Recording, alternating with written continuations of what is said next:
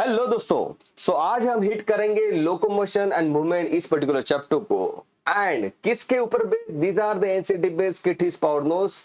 मैं आपको बार बार बता रहा हूं, these are highly highly highly effective power notes. दो दो पेजेस में, सिर्फ दो पेज में, एक ए पेज, दो A4 साइज के पेज में कंप्लीट चैप्टर आपका कंप्लीट हो जाएगा। एनसीईआरटी के सभी चैप्टर दो दो मतलब पेजेस के ऊपर हमने कन्वर्ट कर दिए हैं, खास आपके लिए बड़ी मेहनत के साथ, है ना। तो मैं आपको फिर से एक बार बताना चाहूंगा कि जब आप इसको पढ़ोगे तो आपको समझ में आ जाएगा कि एनसीईआरटी के सभी इंपॉर्टेंट पॉइंट इसमें कवर किए गए हैं।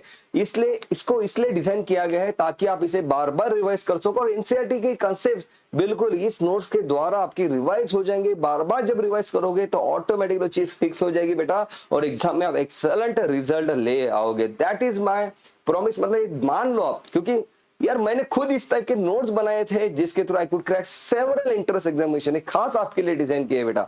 Okay, so these are NCERT based KT's power note, link description में अवेलेबल है। Now let's start the locomotion and movement chapter. Okay, so यहाँ पे बात हो रही है लोकोमोशन एंड मूवमेंट की। तो यहाँ पे एनसीईआरटी हमें बता रही है कि देयर आर मतलब बेसिकली कुछ अलग अलग टाइप की मूवमेंट हमें अलग अलग सेल्स में दिखाई देती है। तो बात हो रही है अमीबॉइड मूवमेंट की। अमीबॉइड मूवमेंट मतलब क्या? Some cells like macrophages and leucocyte. Macrophage and leucocyte, leucocyte में भी न्यूट्रोफिल है ना, न्यूट्रोफिल, मोनोसाइट, बिल्कुल सही बात है। ओके, ये जो सेल्स है, some cells like macrophages, leucocytes in a blood exhibits amoeboid movement. ये मूवमेंट एग्जिबिट करते हैं, मतलब ये सेल अगर है तो ये सेल से कुछ एक्सटेंशन बाहर निकल जाते हैं, इस टाइप के एक्सटेंशन है ना, इस टाइप के एक्सटेंशन कर करके वो सेल मूव करता है।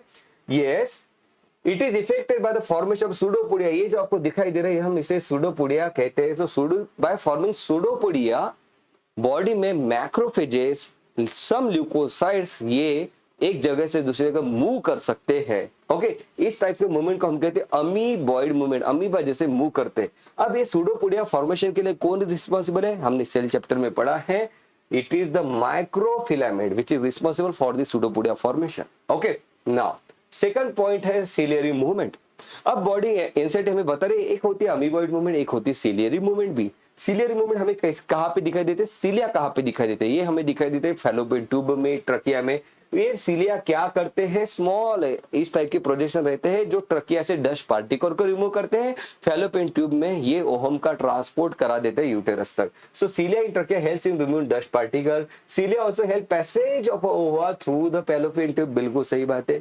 अब सिलिया में और फ्लैजेला ये बने होते हैं, मतलब उनके अंदर होते हैं microtubules. Microtubules are responsible for the formation of this cilia. Very very important point, cell chapter में दिया है, यहाँ पे आपको मेंशन कर दिया गया कि भाई ये इस टाइप से चीज होती है।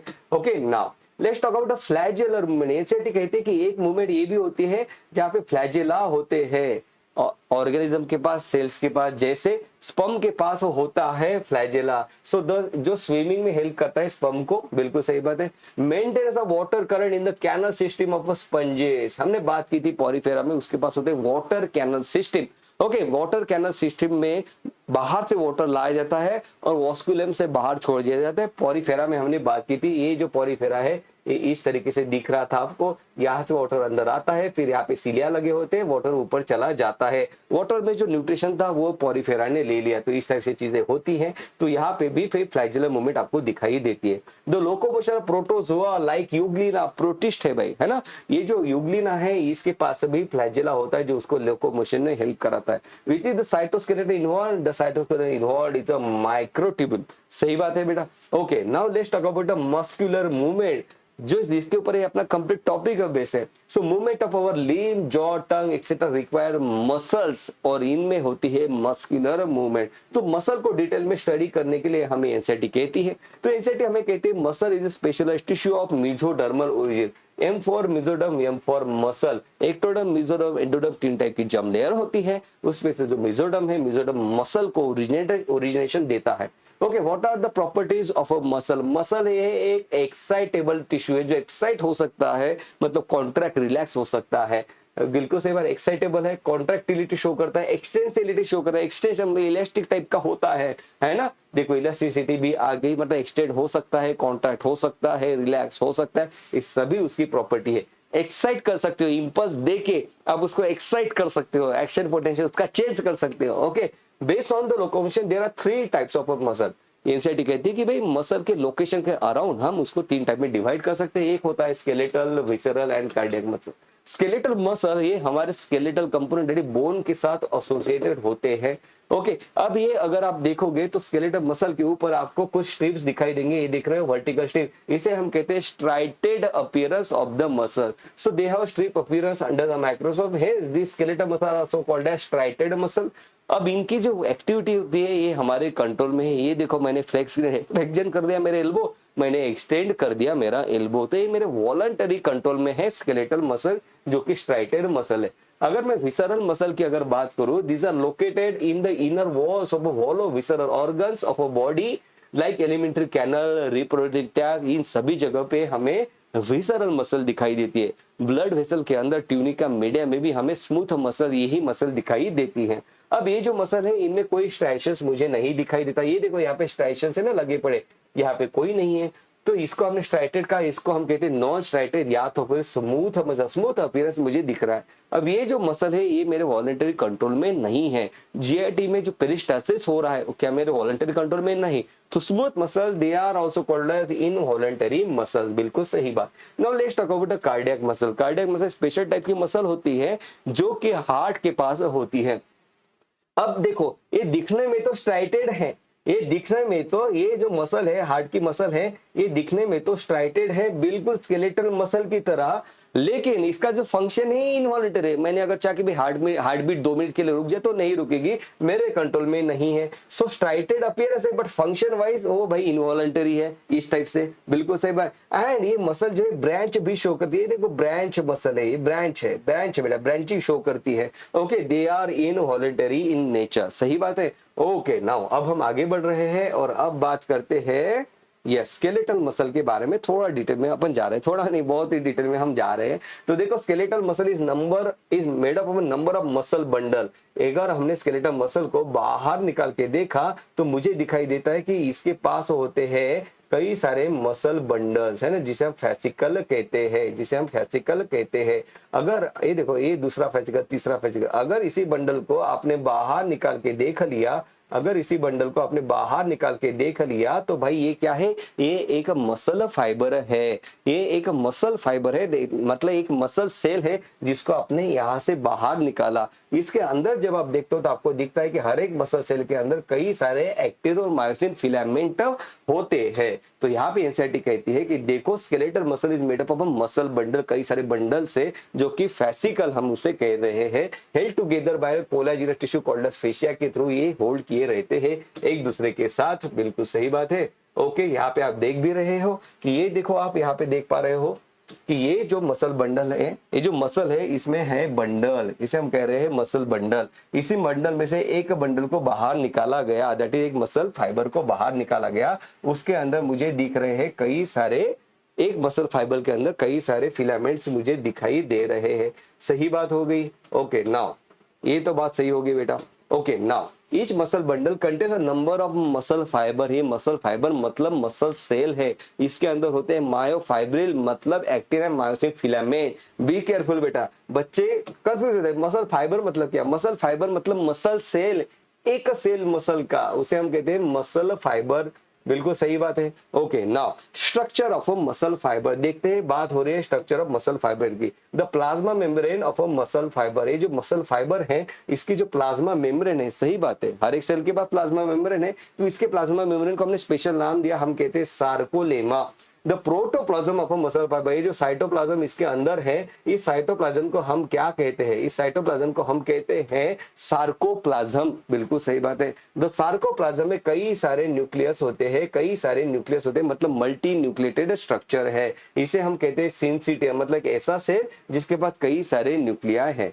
द एंडोप्लाज्मिक रेटिकुलम, ये जो भाई इसके पास जो एंडोप्लाज्मिक रेटिकुलम है उसको भी हमने स्पेशल नाम दिया है जिसे हम कहते हैं सार्कोप्लाज्मिक रेटिकुलम। और इस सार्कोप्लाज्मिक रेटिकुलम के पास ढेर सारा भर भर के कैल्शियम होता है।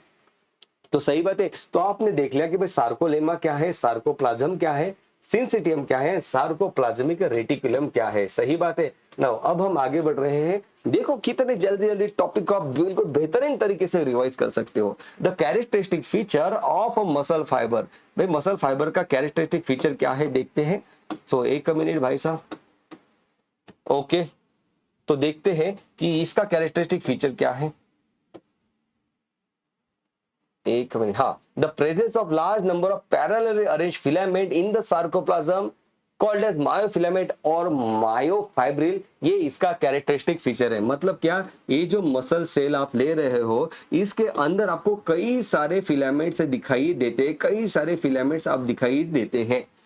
ये कुछ रहते हैं थीन फिलामेंट और कुछ रहते हैं थीक फिलामेंट। ये मोटा वाला देखो ब्लू जो है थीक है, ये तो हल्का सा थीन है। ओके, ये थीक है, थीन है। इस तरीके से थीन और थीन फिलामेंट दिखाई दे रहे हैं। ये जो फिलामेंट्स है इसको कॉम्बिनेशन में थीक और थीन ना कह के मैं सिंपल मायो फिलामेंट भी कह लेता हूँ। एक ऐसी फिलामेंट जो मसल के अंदर है, मायो मतलब मसल की फिलामेंट को मैं मायो फिलामेंट या तो फिर इसे हम मायोफाइब्रिल कहते हैं। सही बात हो गई भाई साहब, सही बात होगी। नाउ देखते हैं आगे। Now let's talk about myofibril. Myofibril क्या है, मतलब ये मायोफिलामेंट क्या है। तो अभी हमने देखा कि each myofibril has alternate thin and thick bland.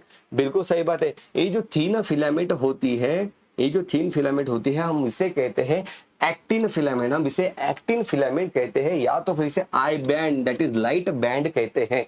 सही बात है। आई लाइट बैंड मतलब क्या, इसके थ्रू भाई लाइट आसानी से पास होता है तो लाइट कलर का दिखता है हमें माइक्रोस्कोप में, तो हम इसे आई बैंड कहते हैं या तो फिर आइसोट्रोपिक बैंड कहते हैं। सही बात है। जबकि थिक फिलामेंट जिसकी अभी हमने बात की, थिक मतलब मोटा, मोटा मतलब मायोसिन, मायोसिन फिलामेंट जो फॉर्म करता है ए बैंड अनआइसोट्रोपिक बैंड जो कि डार्क बैंड कहते हैं। ये भाई मोटा है ना, तो ये लाइट को पेनिट्रेट नहीं होने देता और हमें डार्क कलर का ये दिखाई देता है, तो हम इसे कहते हैं डार्क बैंड या तो फिर अनआइसोट्रोपिक बैंड। ये बहुत बहुत इंपॉर्टेंट वर्डिंग है, इसमें से कुछ भी छोड़ना आप अफोर्ड ही नहीं कर सकते। The distribution of actin and myosin, ये एक्टिन और मायोसिन का डिस्ट्रीब्यूशन ही है कि थिक और थिन फिलामेंट का अरेंजमेंट जो रहता है, अल्टरनेट अरेंजमेंट, तो इसी की वजह से यहाँ पे जो मसल है स्केलेटल मसल उसको स्ट्राइटेड अपीयरेंस आ जाता है। सही बात है। अब यहाँ पे बात करते हैं, देखो भाई साहब, ये यहाँ पे हम बात कर रहे हैं, तो देखो यहाँ पे elastic fibre called Z line bisects the thin filament. तो मुझे यहाँ पे दिख रही है ये ब्राउन कलर की थीन फिलामेंट है, ये देखो ब्राउन कलर की थीन फिलामेंट। जबकि यहाँ पे मुझे ये जो है ना ब्लू कलर की ये दिखाई दे रही है थिक फिलामेंट, ये देखो ब्लू कलर की मुझे थिक फिलामेंट दिखाई दे रही है। तो थीन एंड थिक फिलामेंट इस तरीके से अल्टरनेटली अरेंज रहती है हर एक मसल सेल के अंदर। ना elastic fibre called Z line bisects the thin filament. ये जो थीन फिलामेंट ब्राउन कलर की, इसमें बीच में मुझे लगा हुआ दिखता है ये फाइबर। ओके, ये फाइबर की थीन फाइबर एक फिलामेंट मुझे दिखाई देती है फाइबर की, उसे हम कहते हैं जेड लाइन, उसे हम क्या कहते हैं जेड लाइन। इसी तरीके से ये जो थिक फिलामेंट है, इस थिक फिलामेंट को भी मुझे बीच में एक फाइबर की स्ट्रिप दिखाई देती है जिसे हम कहते हैं एम लाइन। तो जेड लाइन और एम लाइन आपको पता चल गया। Z line by thin filament को बाइसेक्ट कर देती है, दो इक्वल पार्ट में डिवाइड कर देती है, जबकि एम लाइन थिक फिलामेंट को दो इक्वल पार्ट में डिवाइड कर देती है। Now the portion of the myofibril between two successive Z line, ये एक जेड लाइन होगी, this is another Z line. ये जो दोनों का जो पोर्शन है इसे हम सार्कोमियर कहते हैं। The portion of myofibril between two successive Z line is considered as the functional unit of a muscle contraction and it is called as a sarcomere. बिल्कुल सही बात। In a resting state the central part of a thick filament not overlap by the thin filament, it is called as a H zone. तो यहाँ पे NCERT हमें बता रही है कि ये जो थिक फिलामेंट का जो पार्ट मुझे दिखाई दे रहा है, तो मुझे ये दिखाई दे रहा है कि thick filament is getting overlap by the thin filament that is brown filament. लेकिन मुझे ये भी दिखाई दे रहा है कि थिक फिलामेंट का एक पार्ट है जो कि it is not overlap by the thin filament. तो ये जो पार्ट मुझे दिखाई दे रहा है बीच का, इसे हम कहते हैं एच जोन। सही बात है। तो आपको पता चल गया कि भाई जेड लाइन ये थिन फिलामेंट को बाइसेक्ट करती है, एम लाइन थिक फिलामेंट को बाइसेक्ट करती है। दो जेड लाइन के बीच में जो डिस्टेंस है, ये जो पार्ट है, इसे हम कहते हैं सार्कोमियर, और एच जोन भी आपको अब पता चल गया है। अब हम आगे बढ़ रहे हैं, बात कर रहे हैं structure of a contractile protein की। ये तो बात हमने कर ली कि भाई थिन फिलामेंट एक रहती है थिक फिलामेंट, थिक मतलब मोटा। तो डिटेल में देखते हैं कि भाई थिन फिलामेंट थिक फिलामेंट क्या है। तो थिन फिलामेंट को हमने कहा एक्टिन फिलामेंट। तो ये जो एक्टिन फिलामेंट आप देख रहे हो, each actin filament is made up of two filaments actin. ये रही कंप्लीट एक एक्टिन फिलामेंट। मुझे ये दिखाई दे रहा है कि ये जो बनी है ये दो एफ एक्टिन से बनी हुई है। ये जो एक एक्टिन फिलामेंट है ये दो एफ एक्टिन से बनी हुई है। ये देखो, ये रहा एक एफ एक्टिन F1 हमने कहा, ये रहा दूसरा है ना। तो F1 और F2 से बनी हुई है, बिल्कुल सही बात है। Each F actin is a polymer of monomer globular actin, ये मुझे ग्लोबुलर मोनोमर है ना, ये एक एक ग्लोबुलर प्रोटीन से, दैट इज जी प्रोटीन से जब मिल जाते हैं ग्लोबुलर प्रोटीन, तो भाई एक एफ एक्टिन बनता है। और जब दो एफ एक्टिन एक दूसरे के ऊपर इस तरीके से ओवरलैप कर देते हैं तो भाई एक्टिन बन जाता है। Now a complex protein called tropon is distributed regular or interval on the tropomyosin। यहाँ पे मुझे साथ में ये भी दिख रहा है कि यहाँ पे ये जो एक्टिन है, इस एक्टिन के पास इस तरीके से एक और फिलामेंट है, देख रहे हो ब्राउन कलर की, इसे हम कहते हैं ट्रोपोमायोसिन। और ट्रोपोमायोसिन के ऊपर मुझे दिखाई दे रहे हैं कि ट्रोपोनिन लगे हुए हैं, बिल्कुल सही बात। तो हमने ये देखा कि एक एक्टिन फिलामेंट दो एफ एक्टिन से बनी हुई होती है, उसके ऊपर होती है ट्रोपोमायोसिन फिलामेंट, ट्रोपोमायोसिन के ऊपर ट्रोपोनिन लगा हुआ होता है, बिल्कुल सही बात है। इस तरीके से चीजें हो रही है। नाउ अब हम आगे बढ़ रहे हैं, ओके राइट, तो ये चीज होगी। हाँ, तो यहां पे एक और बात बताइए, इन द रेस्टिंग स्टेट अ सब unit troponin mask the active binding site for myosin on the actin filament. तो यहाँ पे ये बात हो रही है कि यहाँ पे भाई हम आगे देखेंगे मायोसिन को, तो मुझे ये दिखाई देता है कि ये जो मायोसिन फिलामेंट होती है, ये मायोसिन फिलामेंट इस एफ एक्टिन को जुड़ना चाहती है, एक्टिन फिलामेंट को जुड़ना चाहती है, लेकिन जुड़ने के लिए जो साइट है उसको भाई ट्रोपोनिन ने कवर करके रखा है, तो रेस्टिंग फेज में मायोसिन एक्टिन के साथ नहीं जुड़ सकता। देखेंगे डिटेल में भी हम, कोई बात नहीं है। तो यहाँ पे देखो thick filament, so myosin it is a thick filament, it is made up of monomeric protein called meromyosin. ये देखो आप यहाँ पे देख रहे हो, ये मेरोमायोसिन से बने हुए होते हैं। ये जो मेरोमायोसिन है उसके पास होता है एक हेड, ये जो मेरोमायोसिन है उसके पास ये देखो ये हेड है, और उसके पास है ये क्रॉस आर्म, बिल्कुल सही बात है, और ये टेल लाइक रीजन भी मुझे दिखाई देता है। अब ये क्या क्या चीजें हो रही है यहाँ पे देखो, each meromyosin has a short arm, each meromyosin has a short arm, बिल्कुल सही बात है, जिसे हम हेवी मेरोमायोसिन कहते हैं, एंड टेल भी है जिसे हम लाइट मेरोमायोसिन कहते हैं। मतलब लाइट और हेवी ये दो मेरोमायोसिन जब जुड़ जाते हैं तब भाई यहाँ पे मायोसिन बन जाता है। ये लाइट मायोसिन कहा, ये डार्क मायोसिन कहा हमने, मोटा मोटा टाइप का, सही बात है। ओके, अब देखो यहाँ पे क्या हो रहा है। Now the globular head is an active ATPase enzyme and has binding site for the ATP and active site for the actin. अब एनसीईआरटी हमें ये बताती है कि इसका जो हेड है, मायोसिन का जो हेड है, इसी के ऊपर एटीपी बाइंडिंग साइट बनी हुई होती है, ये देख रहे हो, इसी के ऊपर एटीपी बाइंडिंग साइट बनी हुई होती है, और इसी के ऊपर होती है एक्टिन बाइंडिंग साइट। अभी हमने देखा ना कि ये जाने वाला है और एक्टिन को जाके बाइंड करने वाला है, तो ये हेड के ऊपर दोनों साइट अरेंज होती है, तो ये साइट जाएगी एक्टिन के साथ बाइंड करेगी, लेकिन कब, जब ये इसको हम एटीपी देंगे तभी, विदाउट एनर्जी ये चीज नहीं होगी। तो एडिनोसिन ट्राइफॉस्फेट एटीपी का आपको पैसा खर्चा करना पड़ेगा एक्टिन और मायोसिन की शादी कराने के लिए, बिल्कुल सही बात है। Now let's talk about a mechanism of muscle contraction. देखो अपना चैप्टर हो भी गया, मतलब कितना कितना क्रिस्प है यार, है ना, चैप्टर कितना क्रिस्प है, बिल्कुल बिल्कुल एकदम प्रेजेंटेबल वे में खास आपके लिए डिजाइन किया गया है। तो देखो भाई हम स्लाइडिंग फिलामेंट थ्योरी तक भी आप पहुंचे। तो देखो a motor neuron along with a muscle fibre connected to it constitute a motor unit. ये जो रहती है मसल, इस muscle it is supplied by the motor neuron. Motor मतलब मेरे कंट्रोल में है इसका कॉन्ट्रैक्शन कराना कि नहीं कराना। तो ये जो न्यूरॉन है और ये जो मसल है भाई, ये जो कनेक्टेड है, ये कनेक्टेड होने के बाद बना रहे हैं मोटर यूनिट, और जहां पे कनेक्शन है इसे कहते हैं neuromuscular junction. The junction between motor neuron and sarcolemma of muscle fibre it is called as a neuromuscular junction. Neuromuscular junction हम इसे कहते हैं, सही बात है। Now let's talk about the muscle contraction. Muscle contraction किस तरीके से होती है, सो हम देखते हैं कि भाई ये जो न्यूरोमस्कुलर जंक्शन है ये किस तरीके से रहता है, ये हम neural control and coordination chapter में पढ़ने वाले हैं कि किस तरीके से न्यूरोट्रांसमीटर रिलीज होता है, वो सब चीजें। ओके, तो यहाँ पे देखो neural signal reach the neuromuscular junction, यहाँ पे आपको दिखाई भी दिया है, ये देखो ये न्यूरॉन है, ये मसल है। ओके, ये जो न्यूरॉन है यहाँ पे इंपल्स आ पहुंचा है, यहाँ पे इंपल्स आ पहुंचा है, यहाँ पे इंपल्स आ चुका है, एक मिनट, ये देखो यहाँ पे इंपल्स आ चुका है। जब यहाँ पे इंपल्स आता है, इंपल्स किसने जनरेट किया, आपने जनरेट किया, आप चाह रहे हो कि मसल कांटेक्ट हो जाए। ये इंपल्स जब यहाँ पे न्यूरॉन के पास आता है तो ये न्यूरॉन से ये जो मतलब न्यूरोट्रांसमीटर कंटेनिंग वेसिकल है वो जाती है न्यूरॉन के प्लाज्मा मेम्ब्रेन को जाके जुड़ जाती है। उसके बाद न्यूरोट्रांसमीटर रिलीज होते हैं, एसिटिलकोलिन एक ही टाइप का न्यूरोट्रांसमीटर है जो यहाँ से रिलीज होता है, बाकी कोई न्यूरोट्रांसमीटर यहाँ पे इन्वॉल्व नहीं रहता। फिर एसिटिलकोलिन को डिटेक्ट करने के लिए ये जो मसल है, दैट इज मसल का जो प्लाज्मा लेमा है उसके ऊपर रिसेप्टर्स होते हैं।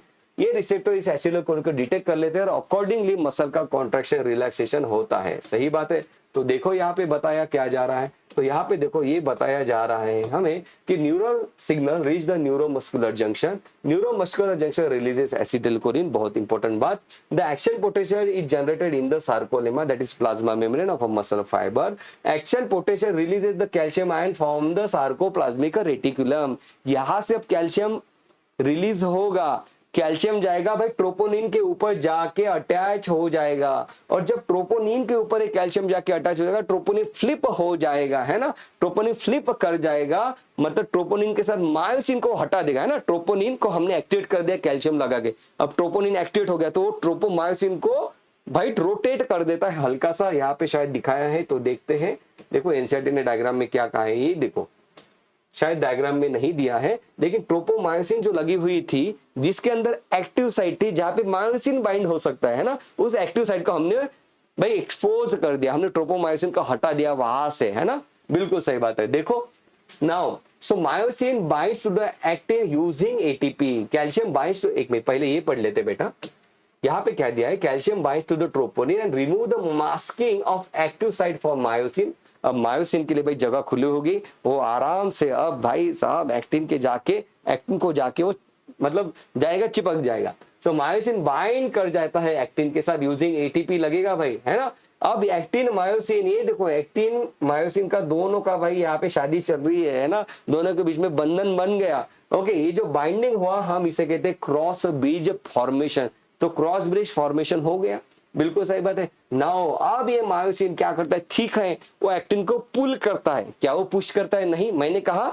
पुल करता है, तो ये देखो ये उसको पुल करेगा इधर की तरफ, बिल्कुल सही बात है। So myosin pulls the actin filament towards the centre of actin filament and actin slides over the myosin. ये देखो अब यहाँ पे एक्टिन ऊपर है, मायोसिन नीचे है, now actin slides over the myosin, ये मायोसिन जगह पे ही है, ये स्लाइड हो रहा है बेटा। ओके, तो उसकी जो लेंथ है उतना नहीं रहेगी, दोनों की लेंथ कम ज्यादा नहीं होती है, सिर्फ दोनों एक दूसरे के ऊपर स्लाइड होते हैं, मतलब एक्टिन मायोसिन के ऊपर स्लाइड होता है, इसलिए इस थ्योरी को कहते हैं स्लाइडिंग फिलामेंट थ्योरी। ये पुल करता है, पुश नहीं करता। Actin slides over the myosin, this causes shortening of a sarcomere. यहाँ पे आप देख रहे हो कि क्या हुआ है आपके साथ, यहाँ पे आपने देखा कि ये जो थिक फिलामेंट है और थिन फिलामेंट है, यहाँ पे क्या हुआ, जब ट्रोपोनिन ने बाइंड कर दिया एक्टिन फिलामेंट के ट्रोपोनिन के साथ, कैल्शियम ने बाइंड कर दिया ट्रोपोनिन के साथ, तो ट्रोपोनिन ने ट्रोपोमायोसिन को हटा दिया, और because of that now this thick filament can bind to the thinner filament, और यहाँ पे दोनों के बीच में यहाँ पे बॉन्ड बन गया, और जब बॉन्ड बन गया तो इस तरीके से बॉन्ड बन गया। अब ये इसको पुल करता है अपनी तरफ, इस डायरेक्शन में पुल करता है, यहाँ पे भी ये रहेंगे, है ना, ये इस डायरेक्शन में पुल करेगा। जब ये पुल हो जाएगा तो देखो ये दोनों एक दूसरे के पास आ रहे हैं, दोनों एक दूसरे के पास आ रहे हैं, तो ये जो सार्कोमियर का डिस्टेंस आप देख रहे हो इतना बड़ा, ये सार्कोमियर शॉर्ट हो चुका है, मसल कॉन्ट्रैक्ट हो जाती है। So on a muscle contraction, जब मसल कॉन्ट्रैक्ट होती है तो सार्कोमियर, यहाँ पे केट्रिक आ रही है, बहुत ही बेहतरीन केट्रिक, हम कहेंगे कि सार्कोमियर शॉर्ट हो गया। जो एच जोन मुझे यहाँ पे दिखाई दे रहा है, ये एच जोन यहाँ पे मुझे नहीं दिखाई दे रहा है, हम कहते हैं H zone height, H for height. Okay, जो अनआइसोट्रोपिक बैंड है, जो अनआइसोट्रोपिक बैंड है, ये बैंड हम इसे कहते हैं anisotropic band, that is thick filament की वजह से जो प्रोड्यूस होता है वो भाई एवेंजर की तरह है। ए बैंड मतलब एवेंजर का band. Okay, it remains unchange, उसमें कोई बदलाव नहीं होता। और आई बैंड जो होता है, ये जो आई बैंड है, आई बैंड आप देख रहे हो, एक मिनट में आपको आई बैंड दिखा देता हूं। यहाँ पे ये जो आई बैंड आप देख रहे हो यहाँ पे, वो शॉर्ट हो जाता है, सो आई बैंड डिक्रीजेस, इसे हम कहते हैं आई बैंड, इसे हम आई बैंड कहते हैं बेटा। ये आई बैंड होता है लाइट बैंड जो यहाँ पे डिक्रीज हो चुका है, सही बात है। तो ये आप याद रखना, sarcomere shorten, H zone height, A band remains the same and I band, ये जो आई बैंड है ना, ये लीक हो रहा है, ऐसे याद रखो कि इसमें से कुछ लीक हो रहा है और ये आई शॉर्ट हो गया, फिर से और लीकिंग शुरू हुई तो ये आई और शॉर्ट हो गए, इस तरीके से याद रखोगे, बिल्कुल आसानी से याद रहेगा। इसका ब्यूटीफुल एनिमेशन हमने चैनल पे दिया भी है। जब मसल्स रिलैक्स करनी है मसल को भाई, अब ये देखो मैंने इस तरीके से कॉन्ट्रैक्ट तो कर लिया, अब मैं रिलैक्स करना चाहता हूँ या तो क्या होगा, नाउ एटीपी बाइंड्स, जो एक क्रॉस ब्रिज बना था वहां पे जाके एटीपी अब बाइंड होता है और क्या करता है, एक क्रॉस ब्रिज को ब्रेक कर देता है।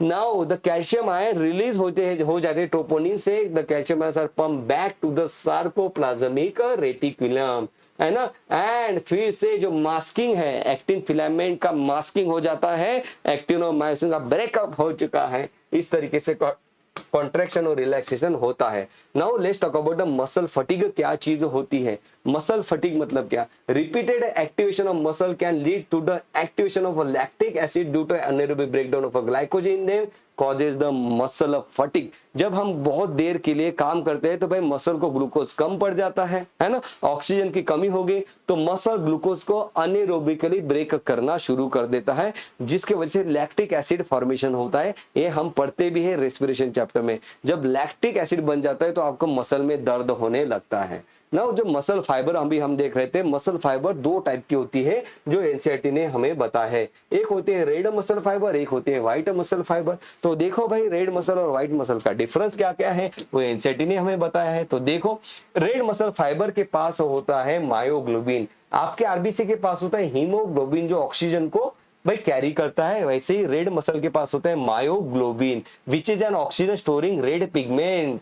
बिल्कुल सही बात है। तो रेड फाइबर के पास होते हैं मायोग्लोबिन जो कि ऑक्सीजन को स्टोर कर लेते हैं, क्योंकि ऑक्सीजन की जरूरत पड़ती है, मसल कांटेक्ट होगी तो ऑक्सीजन का यूज करके ग्लूकोज को ब्रेक किया जाएगा, एटीपी रिलीज होगा, एटीपी लगेगा क्रॉस ब्रिज फॉर्मेशन के लिए, है ना। ओके, तो रेड मसल फाइबर में मायोग्लोबिन बहुत ज्यादा होता है जिसकी वजह से वो रेड दिखती है, जबकि व्हाइट मसल फाइबर जो होते हैं इनके पास मायोग्लोबिन कम होता है इसलिए वो व्हाइट कलर के दिखते हैं। ओके, अब इसके बाद रेड फाइबर के पास मायोग्लोबिन तो है ही, माइटोकॉन्ड्रिया भी बहुत सारे रहते हैं, it contains plenty of mitochondria. और ये जो रेड मसल फाइबर है ये ऑक्सीजन का यूज करते हैं, हम इसे कहते हैं एरोबिक मसल फाइबर। जबकि व्हाइट मसल फाइबर ये ऐसी फाइबर होती है जिसके बाद मायोग्लोबिन कम है इसलिए व्हाइट कलर के दिख रहे हैं, इसके बाद माइटोकॉन्ड्रिया भी कम होते हैं इसलिए वो ग्लूकोज को अनिरोबिकली ब्रेक करते हैं। अगर एक पॉइंट आपको एडिशन बताना चाहूँ तो मान लो आप बहुत तेजी से एकदम से तेज भागना शुरू कर देते हो तो वो व्हाइट मसल फाइबर के वजह से, क्योंकि व्हाइट मसल फाइबर भाई एथलेट्स यही कोशिश करते हैं कि व्हाइट मसल फाइबर डेवलप हो जाए, क्योंकि अनिरोबिकली जल्दी से ग्लूकोज को ब्रेक डाउन करके वो एटीपी बना देंगे, लेकिन वो जल्दी थक भी जाएंगे, उसके बाद भाई रेड मसल फाइबर अपना काम शुरू कर देंगे। तो इस तरीके से बॉडी में रेड और व्हाइट मसल फाइबर काम करते हैं। बहुत हम डिटेल में पढ़ते हैं इन चैप्टर्स को जब C3 सीरीज में पढ़ाया जाता है। शायद जो लोग मुझे सिर्फ इसी सीरीज में देख रहे होंगे तो उनको लग रहा होगा कि यार कितना फास्ट में पढ़ा रहा हूं, बेटा फास्ट पढ़ नहीं रहे, हम रिवाइज कर रहे हैं टॉपिक को। Now let's talk about skeletal system. हमने मसल तो पढ़ लिए, अब हम स्केलेटल सिस्टम को पढ़ रहे हैं। तो देखो यहाँ पे the bone and cartilage are specialized connective tissue. किस टाइप का कनेक्टिव टिश्यू है? स्पेशलाइज्ड कनेक्टिव टिश्यू है। क्या मुझे कोई बता सकता है कि ब्लड किस टाइप का टिश्यू है? Blood is a type of which type of tissue? पता अगर होगा तो मुझे कमेंट सेक्शन में बताना। बोन और कार्टिलेज ये तो कनेक्टिव टिश्यू है ना। यहाँ पे देखो the former has a very hard matrix. Bone का जो मैट्रिक्स होता है ये बहुत हार्ड होता है, जबकि और उसमें हार्ड क्यों होता है? बिकॉज यहाँ पे कैल्शियम के सॉल्ट होते हैं इसलिए। जबकि कार्टिलेज जो है प्लायबल होता है, मतलब इलास्टिसिटी उसमें होती है क्योंकि इसमें सॉल्ट की कमी होती है। ह्यूमन बॉडी में 206 बोन्स होते हैं। इस टाइप के क्वेश्चन पहले आते थे, अभी इसका नंबर नहीं आएगा कितने बोन्स होते हैं ना। Two principal divisions of the skeletal system are axial skeletal system, appendicular skeletal system. अब ये देखते हैं कि भाई ये चीज क्या क्या है, एक्सियल में क्या क्या आता है और अपेंडिकुलर में क्या क्या आता है। सो एक्सियल स्केलेटल सिस्टम में 80 बोन्स आते हैं। ये शायद हो सकता है कि भाई नंबरिंग में अच्छा क्वेश्चन बनेगा कि total number of bones 206, axial system 80 bone, इस टाइप का क्वेश्चन बना तो इस टाइप से बनेगा कि भाई पेयर जोड़ दो इनकी। सो एक्सियल सिस्टम में हमारे पास क्या क्या आता है जो सेंटर में है बॉडी के? मेरे पास सेंटर में स्कल है, वर्टिब्रल कॉलम है, स्टर्नम है और रिब है। ओके, और इनको लग के जो मेरे लिम्स हैं ये सब लोग मेरे ऊपर अपर लिम, मेरे लोअर लिम, ये सब आ जाते हैं अपेंडिकुलर सिस्टम में। ये रहा एक्सियल मतलब सेंटर का सिस्टम। ओके, तो यहाँ पे देखो स्कल के पास क्या क्या होता है। Skull is compromise of 2 set of bones.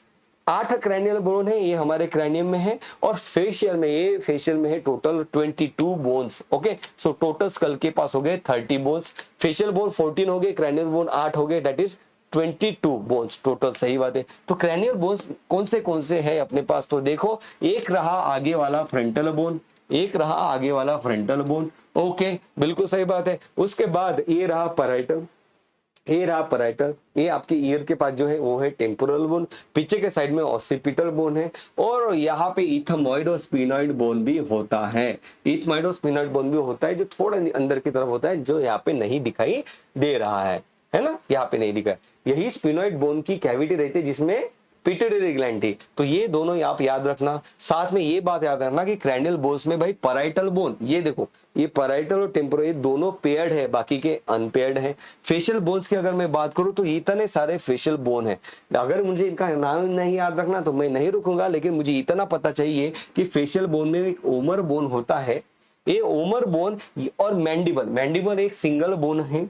Okay, और ओमर बोन एक सिंगल बोन है। ओमर मतलब वन, हम याद कैसे रखेंगे, ओमर वोन मतलब वन, वही ओमर एक ही रहेगा, मैंडिबल तो पता ही एक ही रहेगा। तो फेशियल बोन्स में सिर्फ ये दोनों ही है जो सिंगल सिंगल है, बाकी के डबल डबल है। और क्रैनियल बोन्स में दोनों ही है जो डबल डबल है, बाकी के सिंगल सिंगल है। ओके, मैंने क्या बोला, थोड़ा पढ़ के समझ जाना, बिल्कुल सही बात। Okay, now let's talk about year ossicle. Year ossicle कितने टाइप के होते हैं, 3, MIS टाइप, मतलब 3 बोन्स है यार, मैलियस, इनकस एंड स्टेपिस, बिल्कुल सही बात है। Now let's talk about a vertebral column.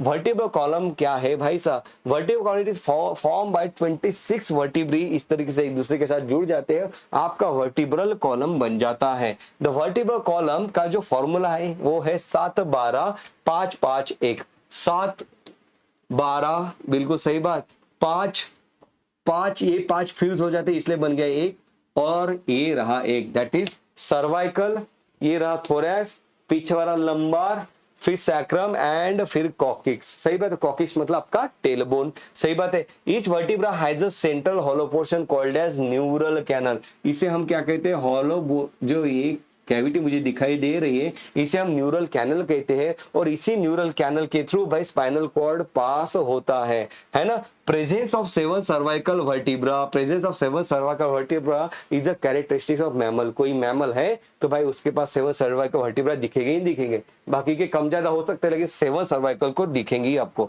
First vertebra जो है, फर्स्ट वर्टिब्रा जो है उसे हम एटलास कहते हैं, जो कि भाई आपके स्कल के साथ यहाँ पे ऑसिपिटल कॉन्डाइल के साथ अपना आर्टिकुलेशन बना देता है, मतलब उसके साथ अटैच होता है। Vertebral column protect the spinal cord and supports the head and serve at the point of attachment to the ribs. भाई ये वर्टिब्रल कॉलम क्या कर रहा है, स्पाइनल कॉर्ड को प्रोटेक्ट कर रहा है, ऊपर आपके क्रैनियम को भाई सपोर्ट कर रहा है, स्कल को सपोर्ट कर रहा है, और साइड से रिब्स को भी अटैचमेंट प्रोवाइड कर रहा है, बहुत सारे काम कर रहा है भाई साहब, है ना। ओके, तो अब बात करते हैं स्टर्नम क्या कर रहा है। जो स्टर्नम है ये हमारा चेस्ट बोन जिसे हम कहते हैं, ये स्टर्नम क्या क्या करता है देखो। ओके, तो स्टर्नम क्या कर रहा है, sternum it is a flat bone on the ventral mid line of thorax, centre में होता है। रिब्स देखो, there are 12 pair of rib, ये बेटा नाम बहुत ही इंपॉर्टेंट है, याद कैसे रखोगे, 1 डजन रिब है आपके पास, है ना। ये जो रिब है अभी हमने देखा वर्टिब्रल कॉलम रिब्स को अटैचमेंट प्रोवाइड करता है, तो रिब पीछे के साइड में वर्टिब्रल कॉलम के साथ अटैच रहेगी और आगे के साइड में स्टर्नम के साथ अटैच रहेगी। इस rib is connected dorsally to the vertebral column, dorsal मतलब पीछे, वेंट्रल मतलब आगे, and ventrally to the sternum. अब ये जो रिब होती है, हर एक रिब के पास 2 आर्टिकुलेशन सरफेस होते हैं on it's dorsal and, dorsal मतलब पीछे के साइड में 2 सरफेसेस, 2 आर्टिकुलेशन उसके पास स्पेशल टाइप के स्ट्रक्चर होते हैं, इसलिए हम उसे कहते हैं बायसिफेलिक, कि वो भाई बायसिफेलिक है, उसका नेचर बायसिफेलिक है। मतलब ये जो वर्टिब्रल कॉलम है, वर्टिब्रल कॉलम के साथ वो अटैच हो रहा है, तो 2 जगह पे ये अटैच होगा, हम इस तरीके से बात कर रहे हैं, वो इस तरीके से स्ट्रक्चर होता है। ये रहा वर्टिब्रल कॉलम, तो ये रिब है 2 जगह पे अटैच हो रही है, ये देखो यहाँ पे भी अटैच हुई, यहाँ पे भी अटैच हुई। तो मैंने कहा कि ये जो रिब्स होती है बायसिफेलिक इन नेचर होती है। अब देखो पीछे के साइड से तो वर्टिब्रा के साथ सभी रिब्स कनेक्टेड है ही, उसके जो आगे वाला एंड है that is the ventral end, first 7 pair of ribs are called as true ribs, क्योंकि they are dorsally attached to the thoracic vertebra, ये तो सही है, but ventrally they are connect to the sternum with the help of hyaline cartilage. Total 12 pair में से पहले 7 pair sternum के साथ जुड़े हुए होते हैं with the help of hyaline cartilage, उन्हें हम ट्रू रिब्स कहते हैं। तो पहले 7 तो निकल गए, अब बचे हुए जो है 8 9 एंड 10, 8 9 एंड 10 ये क्या करता है भाई, 8 9 एंड 10 क्या कर रहा है, देखो यहाँ पे आपको दिखाया भी है, ये देखो कि ये जो रिब है एंटीरियरली स्टर्नम के साथ अटैच है, ये देखो रिब्स है ना। तो पहले 7 पेयर देखो 1 से लेके 7 पेयर यहाँ पे स्टर्नम के साथ अटैच है, तो मैंने पहले 7 पेयर को टू रिब कह रहा हूँ, जबकि 8, 9 और 10 जो रिब है ये जो 7th रिब है उसके कार्टिलेज के साथ ये ज्वाइन हो रहे हैं। देखो ये इसके साथ ज्वाइन हुआ, ये इसके 7th वाले के साथ ज्वाइन हुआ है ना, इसके साथ ज्वाइन हुआ, तो मैं इसे फॉल्स रिब कहता हूं क्योंकि स्टर्नम के साथ डायरेक्टली कनेक्टेड नहीं है। The 8, 9, 10 pair of rib do not articulate directly with the sternum but join the 7th rib with the help of hyaline cartilage होता है यहाँ पे, बहुत इंपॉर्टेंट बात। और लास्ट 2 जो रिब है, एकदम लास्ट वाली जो रिब है यहाँ पे मैं देख सकता हूँ, ये देखो एक ये रिब हो गई, एक ये रिब हो गई, एक ये रिब हो गई, एक ये रिब हो गई। ये जो लास्ट 2 रिब है ये आगे स्टर्नम के साथ जुड़ी ही नहीं है। अगर डायरेक्टली जुड़ी होती तो मैं ट्रू रिब कहता, अगर इनडायरेक्टली जुड़ी होती तो मैं फॉल्स रिब कहता, लेकिन जुड़ी नहीं है तो मैं कहता हूँ कि भाई फ्लोट कर रही है। सो लास्ट 2 पेयर ये फ्लोट करती है, इनको हम फ्लोटिंग रिब कहते हैं। तो ये तो हमने पढ़ा रिब के बारे में। Now let's talk about appendicular system. तो यहाँ पे देखो the bones of a limb, आपके हाथ और पैरों के bone along with their girder, along with the girder, that is shoulder girder and pelvic girder, constitute the appendicular system। तो देखो 4 limb में आपके पास क्या है, the bones of the hand, that is 4 limb, इसके पास क्या क्या आता है तो देखो भाई साहब यहाँ पे देख लेते 4 limb में आपके क्या क्या आएगा। 4 limb में हमारे पास आता है ह्यूमरस, ये देखो ह्यूमरस, उसके बाद आ जाता है रेडियस और अल्ना, ये देखो रेडियस और अल्ना यहाँ पे आ जाता है, रेडियस और अल्ना यहाँ पे आ जाता है। मैं फिर से ऊपर जाऊंगा, ह्यूमरस आता है, रेडियस अल्ना आ रहा है, कार्पल आ रहे हैं आपके, है ना, कार्पल आ रहे हैं, फिर 5 मेटा कार्पल आ रहे हैं, और फिर आपके फिंगर दैट इज फैलेंजेस, है ना। कितने फैलेंजेस है देखो 1 2 3 1 2 3 1 2 3, इस तरीके से आप काउंट करोगे आपको नंबर मिल जाएगा। याद करने की जरूरत नहीं यार कितने फैलेंजेस होते हैं, मैंने बच्चों को याद करते हुए देखा है। देखो humerus, radius, ulna and carpal. Wrist bone they are total 18 number, wrist bone मतलब carpus that is there 18 number, metacarpal होते हैं 5, बिल्कुल सही बात है, और इसके ऊपर जुड़े होते हैं अपने डिजिट दैट इज फैलेंजेस। आप एक गिन के देखो टोटल 14 आपको मिलेंगे। ओके सही बात है। Okay so phalanges they are 14 in number. So इस तरीके से वैसे ही अगर हम यहाँ पे हाइंड लिम्ब की अगर बात करें तो मुझे दिखाई देता है हाइंड लिम्ब के पास क्या क्या है भाई। हाइंड लिम्ब के पास सेम जब जैसे अभी हमने देखा हाइंड लिम्ब के पास है हमारा फीमर, ये देखो हमारा फीमर हो गया, ये आया पटेला आ गया। ओके एक टिबिया है, एक फिबुला है, एक पटेला एक्स्ट्रा आ रहा है बेटा। हाँ इसके वजह से अपना हाइंड लिम्ब और four limb that is hand और पैरों के नंबर आपके मैच नहीं हो पाते कि इतने बोन्स है, क्योंकि पटेला यहाँ पे एक्स्ट्रा आ रहा है, यहाँ पे पटेला थोड़ी ना है। ओके तो यहाँ पे होते हैं टार्सल, मेटाटार्सल और फैलेंजेस। सही बात है। ओके तो देखो यहाँ पे वही बात हो रही है कि हाइंड लिम्ब में है फीमर बोन, बिल्कुल सही बात है। उसके बाद है फीमर को थाई बोन कह रहे हैं, फिर आ गया टिबिया फिबुला, फिर आ गया टार्सल, है ना। Total 7 in number, tarsal they are total 7 in number, carpus they are 18 number. Okay metatarsal they are 5 in number, phalanges they are total 14। सही बात। ओके चलो अब हम आगे बढ़ रहे हैं बेटा। Okay now let's talk about the pectoral girdle. ये रही आपकी pectoral girdle, shoulder bone. Okay इस pectoral girdle consist of clavicle और स्कैपुला। ये रहा स्कैपुला, उसके साथ क्लेविकल आप जोड़ दो तो जो स्ट्रक्चर बना उसे हम पेक्टोरल गर्डल कहते हैं, उसे हम पेक्टोरल गर्डल कहते हैं। तो देखो it is a triangular flat bone, ये देखो बिल्कुल ट्रायंगुलर शेप का है ना। लोकेटेड बिटवीन 2 से लेके 7th रिब तक, ये भाई लोकेशन इंपॉर्टेंट है। Located between 2nd to 7th rib, 2nd to 7th rib, बिल्कुल सही बात है। 2 से लेके 7 तक, 27 बिल्कुल सही बात। इलिवेटेड रिज, अब इसके ऊपर एक रहते हैं इलिवेटेड रिज जिसे हम एक्रोमियन कहते हैं। आप देख रहे हो इसे हम एक्रोमियन कहते हैं। एक्रोमियन का ए पेयर्स विद क्लेविकल का see that is AC। Acromial process of scapula articulates with a clavicle, AC है बेटा। हाँ क्योंकि इसके पास कोराकॉइड प्रोसेस भी होती है, तो एग्जामिनर आपको देगा कि क्या क्लेविकल कोराकॉइड के साथ अटैच होता है ना, एक्रोमियन के साथ अटैच होता है। और इसी पेक्टोरल गर्डल में क्या होती है भाई साहब, यहाँ पे ग्लेनोइड कैविटी आपको दिखाई देती है जहां पे ह्यूमरस जाके अटैच हो जाता है। So glenoid cavity of a scapula articulates with the head of a femur. सही बात। Now let's talk about the clavicle. ये रहा आपका क्लेविकल जिसे हम कॉलर बोन या तो फिर ब्यूटी बोन भी कहते हैं। अगर ये आपका दिख रहा है तो लोग कहते हैं कि आप ब्यूटीफुल हो, इसे ब्यूटी बोन भी कहते हैं। Clavicle connect the axial skeleton with appendicular skeleton. ये एक ऐसा बोन है देखो जो ये एक्सियल स्केलेटन है अपना, इसको अपेंडिकुलर स्केलेटन के साथ जोड़ रहा है ये क्लेविकल। सही बात। तो इस तरीके से है ना। Okay, now let's talk about कि भाई अब बचा है अपनी पेल्विक गर्डल। देखो पेल्विक गर्डल में आपके पास क्या क्या आता है। हम कहते हैं कि एक पेल्विक गर्डल है जो कि दो कॉक्सल बोन से बनी हुई है। तो ये रहा एक कॉक्सल बोन, ये रहा अनादर कॉक्सल बोन। जब दो जुड़ जाते हैं तो एक पेल्विक गर्डल बन जाती है। Okay, each coxal bone is form by ileum, ischium and pubis. इसे it is form by ileum, ischium and pubis. Okay, अब ये जो ileum है इसका देखो स्पेलिंग क्या है, ileum, और एक जो हम बढ़ते हैं जीआईटी में वो होता है ileum। तो मैंने कहा था मेरे बच्चों को कि इसको याद कैसे रखना, ई मतलब एंटेरॉन, और एंटेरॉन अगर आपको पता होगा तो एंटेरॉन मतलब भाई इपिथेलियल सेल जिसके पास है वो एंटेरॉन है, मतलब वो इंटेस्टाइन है। तो आइलियम आपको इंटेस्टाइन में दिखाई देता है। एंटेरॉन मतलब इंटेस्टाइन को एंटेरॉन कहते हैं। इंटेस्टाइन आपका अफेक्ट होता है इसलिए टाइफाइड को एंटेरिक डिसीज कहते हैं। सही बात। तो यहाँ पे देखो जैसे पेक्टोरल गर्डल के पास ग्लेनोइड कैविटी थी, ऐसे ही इसके पास होती है एसिटाबुलम कैविटी जहां पे फीमर आर्टिकुलेट कर जाता है। अब ये जो दो कॉक्सल बोन है ये एक दूसरे के साथ अटैच है with the help of a fibrous cartilage, जिसे हम फाइब्रस कार्टिलेज कह रहे हैं। इसके पहले हमने रिब का अटैचमेंट देखा, वो था हाइलिन कार्टिलेज, नाउ बात कर रहे हैं फाइब्रस जॉइंट की जॉइंट्स में।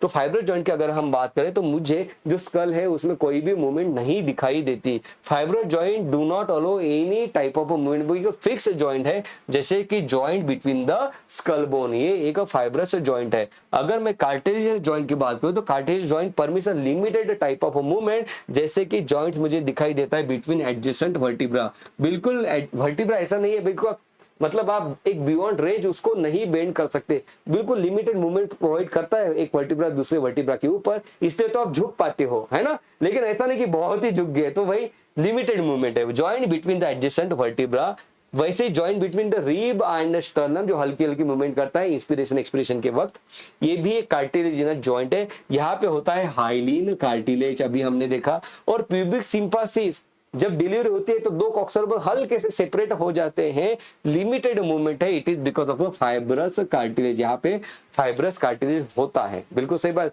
तो फाइब्रस कार्टिलेज पेक्टोरल गर्डल के पास, और ऊपर की तरफ रिब्स और स्टर्नम में हाइलिन कार्टिलेज आपके पास आपको दिखाई देता है। Now let's talk about the synovial joint. अब साइनोवियल जॉइंट क्या है भाई, तो देखो it is characterized by the presence of a fluid filled synovial cavity between the articulating surface of the two bones and it allows a considerable movement. अब ये जो मान लो इधर से आ रहा है एक बोन और इधर से आ रहा है आपका अनदर बोन, और यहाँ पे ये देखो यहाँ पे लिगामेंट्स जो रहते हैं जो बोन से बोन कनेक्ट कर देते हैं, और साथ में ही भाई साहब ये जो कैविटी है इसमें होता है साइनोवियल फ्लूइड। इस टाइप के जॉइंट को मैं साइनोवियल जॉइंट कहता हूं, जैसे कि बॉल एंड सॉकेट जॉइंट जो मुझे ह्यूमरस और पेक्टोरल गर्डल में दिखाई देता है, जैसे फीमर और एसिटाबुलम में दिखाई देता है बॉल एंड सॉकेट जॉइंट। ये देखो ये जो एल्बो जॉइंट है ये एक हिंज जॉइंट है, ये जो नी जॉइंट है ये एक हिंज जॉइंट है जो इस तरीके से मूवमेंट प्रोवाइड कर सकता है। मैं इसको ऐसे ऐसे नहीं घुमा सकता शोल्डर के जैसा, राइट। एक होता है पाइवोट जॉइंट जो एटलास सर्वाइकल वर्टिब्रा एटलास और एक्सिस के बीच में पाइवोट जॉइंट होता है। ग्लाइडिंग जॉइंट, ये जो कार्पल हमने देखे इतने सारे एक दूसरे के ऊपर ग्लाइड कर जाते हैं इसलिए आप एक तरीके से मूवमेंट कर पाते हो, it is called as a gliding joint. Saddle joint, ये होता है first metacarpal between the carpal and the metacarpal of a thumb, that is first metacarpal. ये जो कार्पल है ऊपर और ये जो मेटाकार्पल है इनके बीच में जो जॉइंट है उसे हम सैडल जॉइंट कहते हैं। इसकी ट्रिक मैंने बताई थी कि आप याद रखना कि थंब तो सैड है, saddle joint between carpal and metacarpal of a thumb होता है। Okay, now let's talk about the disorders of a muscular और skeletal system. माइस्थेनिया ग्रेविस नाम का एक डिसीज होता है जो कि ऑटो इम्यून डिसऑर्डर है। ऑटोइम्यून डिसऑर्डर है, इसमें न्यूरोमस्कुलर जंक्शन जो है अफेक्ट हो जाता है। मतलब इसमें क्या हो जाता है कि जो रिसेप्टर है ये डिस्ट्रॉय हो जाते हैं एसिटिलकोलिन के लिए। ओके, अब एसिटिलकोलिन बाइंड नहीं कर सकता तो न्यूरॉन से जो इंपल्स आया मसल की तरफ नहीं जा रहा है, मसल फटीक हो जाती है। मसल में आपको दिखाई दे रहा है कि भाई वीकनिंग ऑफ मसल होता है, पैरालिसिस हो जाता है मसल का। अमिताभ बच्चन को ये डिसीज है माइस्थेनिया ग्रेविस, लेकिन वो ट्रीटमेंट के अंदर है तो कंट्रोल में है। एक होती है मस्कुलर डिस्ट्रोफी। डिस्ट्रोफी मतलब डिस्ट्रॉय हो जाना muscle. It is a progressive degeneration of skeletal muscle due to genetical disorder. आपने रिसेंटली कभी पढ़ा होगा, मैंने इसके ऊपर वीडियो भी बनाया था। एक बच्चा था जिसको 21 करोड़ का इंजेक्शन दिया गया, he was suffering from muscular dystrophy. ये एक जेनेटिकल डिसऑर्डर है जिसमें मसल डिस्ट्रॉय होने लगते हैं, मतलब बहुत वीक हो जाते हैं, फ्लैपी हो जाते हैं। एक डिसीज है जिसे हम कहते हैं टीटैनी, एक डिसीज है जिसे हम कहते हैं टीटैनी। टीटैनी में क्या होता है भाई, अगर आपके बॉडी में अगर कैल्शियम की कमी हो गई तो मसल जो है ये हाइपर सेंसिटिव हो जाता है स्टिमुलस के लिए, और मसल में हमें रैपिड स्पाज्म दिखाई देते हैं। इस तरीके से वाइल्ड कॉन्ट्रैक्शंस मुझे दिखाई देते हैं जिसे हम टीटैनी कहते हैं। टीटैनी में आपको ये पूछा जाएगा, टीटैनी में कैल्शियम कम हो गया बॉडी में, ब्लड में कैल्शियम की कमी हो चुकी है, तो हम इस पर्टिकुलर डिसीज को कहते हैं टीटैनी। जब कैल्सिटोनिन हार्मोन बहुत ज्यादा सीक्रेट हो जाता है तो ब्लड में कैल्शियम की लेवल कम होती है, और तब टीटैनी के चांसेस बहुत ज्यादा बढ़ जाते हैं। सही बात है। Now let's talk about arthritis. अभी हमने जॉइंट के बारे में बात की। वो जो जॉइंट है, अगर वहां पे सूजन आ गई, लिगामेंट में सूजन आ गई है ना, आजू बाजू के जो मेम्ब्रेन है वहां पे सूजन आ गई, दैट इज इन्फ्लेमेशन अगर हो गया तो हम कहते हैं आर्थराइटिस।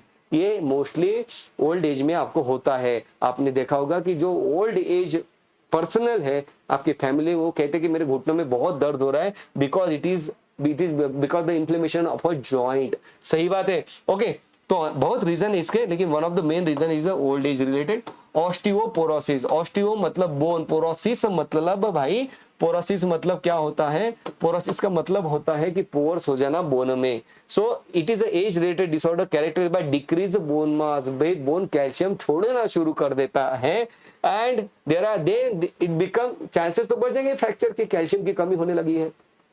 बहुत सारे रीजन है कि किसी को ऑस्टियोपोरोसिस क्यों होगा, है ना। So decrease level of estrogen, जैसे one of the reason is, जैसे एस्ट्रोजन की कमी हो जाती है मेनोपॉज के बाद फीमेल्स में, तो भाई इनमें ऑस्टियोपोरोसिस होने लगता है, क्योंकि कैल्शियम मतलब जो ऑस्टियोसाइट थे बोन में, उसको हेल्दी रखने का काम एस्ट्रोजन कर रहा था। मेनोपॉज आ गया, मतलब मेस्ट्रोसाइट करूंगी तो अब एस्ट्रोजन नहीं है बॉडी में, तो ऑस्टियोसाइट ठीक से काम नहीं करते, कैल्शियम को पकड़ के नहीं रख सकते, कैल्शियम भाग जाता है, बोन में ऑस्टियोपोरोसिस होने लगता है। तो ये हमें दिखाई देता है मेनोपॉजल वुमेन में। एक डिसीज है जिसे हम कहते हैं गाउट, जो यूरिक एसिड है ना, प्रोटीन का ब्रेकडाउन प्रोडक्ट है यूरिक एसिड। अगर उसकी क्वांटिटी अगर बढ़ गई बॉडी में, मतलब अगर उसको किडनी ठीक से नहीं निकाल रही है, तो ये जो यूरिक एसिड है ये जॉइंट्स पे जाके भाई वहां पे जाके चिपक जाता है ना, वहां पे जाके डिपॉजिट हो जाता है, जिसकी वजह से जॉइंट्स भाई स्वेल हो जाते हैं, इन्फ्लेमेशन हो जाता है। इन्फ्लेमेशन मतलब स्वेलिंग, जॉइंट का स्वेलिंग हो जाएगा, पर्टिकुलरली ग्रेट टो का मतलब पैर का जो अंगूठा है वो स्वेल हो जाता है, तो उसे हम गाउट कहते हैं, उसे हम गाउट कहते हैं। ओके बेटा, सो इसी के साथ ये चैप्टर हमने बहुत ही बेहतरीन तरीके से कंप्लीट कर लिया है ना। ये चैप्टर हमने बहुत ही बेहतरीन तरीके से यहाँ पे कंप्लीट कर लिया है। इसके नोट्स आपको डिस्क्रिप्शन में मिल जाएंगे। तो बेटा, जो हमने इस बार प्रण दिया है कि भाई सिलेक्शन तो लेकर ही रहेंगे, let me know in the comment section, hashtag selection तो लेके ही रहेंगे। जय हो। जल्दी मिलते हैं एक नेक्स्ट सेशन में, बात करेंगे एक अनदर चैप्टर की with the help of amazing beautiful and highly power pack power notes के साथ उस पर्टिकुलर चैप्टर को हम कंप्लीट करेंगे। See you then, love you all, take care, bye bye दोस्तों।